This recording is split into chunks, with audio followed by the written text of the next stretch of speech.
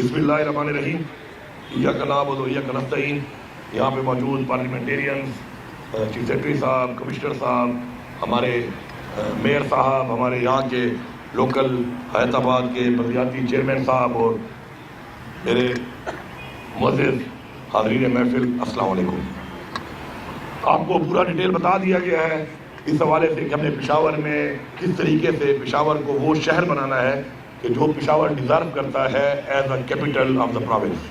یہ ہمارا ایک چہرہ ہے، ہمارا ایک فیس ہے پورے صوبے کا، اور اس کو ہم انشاءاللہ چیلنج کے طور پر اس پہ اتنا کام کریں گے کہ باقی جو دارالخلافے ہیں پورے پاکستان کے اندر تمام صوبوں کے، ان کے ساتھ ہمارا مقابلہ ہے. اور مقابلہ جب بندہ اپنے ذہن میں رکھتا ہے، چیلنج رکھ کے، تو پھر بندہ کام زیادہ کرتا ہے.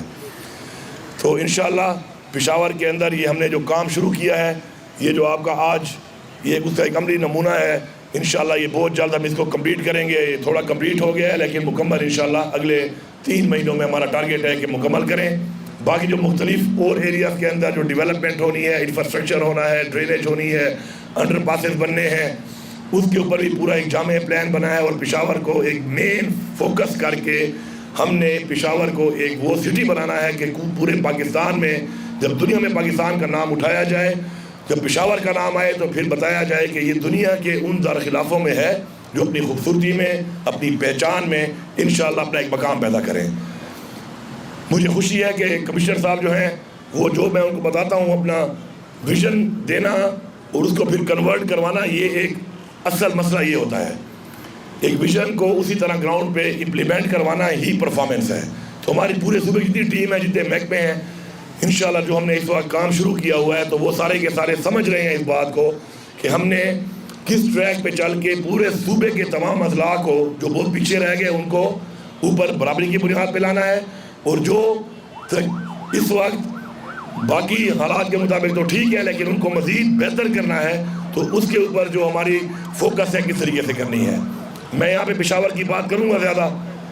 پشاور کے اپلفٹ پروگرام کے بارے میں تو بتا دیا گیا آپ کو، لیکن پشاور میں اس کے علاوہ انشاءاللہ ہم اپنے جتنے ہمارے یہاں پہ ہاسپٹلز ہیں، جتنے ہمارے یہاں پہ سکولز ہیں، ہمارے یہاں پہ کالجز ہیں، ہمارا جتنا بھی انفراسٹرکچر ہے، اس کے علاوہ یہاں پر جہاں جہاں پر بھی پشاور کے اندر ہمارے وہ انڈر ڈیولپڈ ایریاز ہیں، ہمارا جو وال سٹی ہے، جو پرانا علاقہ ہے، اس کی سینیٹیشن ہے، سیوریج ہے، ڈرنکنگ واٹر کے حوالے سے جبا ڈیم، پھر مومن ڈیم سے پانی آنا ہے ادھر، وہ بھی ADB میں شامل کر دیے گئے ہیں. تو ہم ہر سیکٹر کے اندر پشاور کے اندر وہ تمام کام کرنے لگے ہیں جو پشاور کے لوگوں کا اور پشاور کا بحیثیت دارالخلافہ حق بنتا تھا.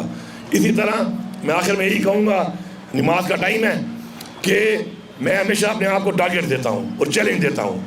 تو میں نے اپنے آپ کو ایک چیلنج اور ٹارگیٹ یہ دیا ہے کہ اس ایک دور میں انشاءاللہ ایک دور کا نہیں بلکہ پچھلے 3 ادوار کا مقابلہ کریں گے، ترقی کے حوالے سے انشاءاللہ، اور اس صوبے کے انشاءاللہ امن و امان کے حوالے سے، اور اس صوبے کو انشاءاللہ اوپر لے جانے کے حوالے سے. تو آخر میں آپ سب کا شکر گزار ہوں اور آپ کو یقین دلاتا ہوں اور وعدہ کرتا ہوں کہ عمران خان کے ویژن کے مطابق آپ کی حکومت انشاءاللہ آپ کے تمام بنیادی صرف مسائل حل نہیں کرے گی بلکہ آپ کو انشاءاللہ اس معیار پہ لے کے جائے گی جس پہ آپ ایک ترقی یافتہ شہر اور ایک ترقی یافتہ صوبہ انشاءاللہ کہلائیں گے. آپ سب کا بہت شکریہ.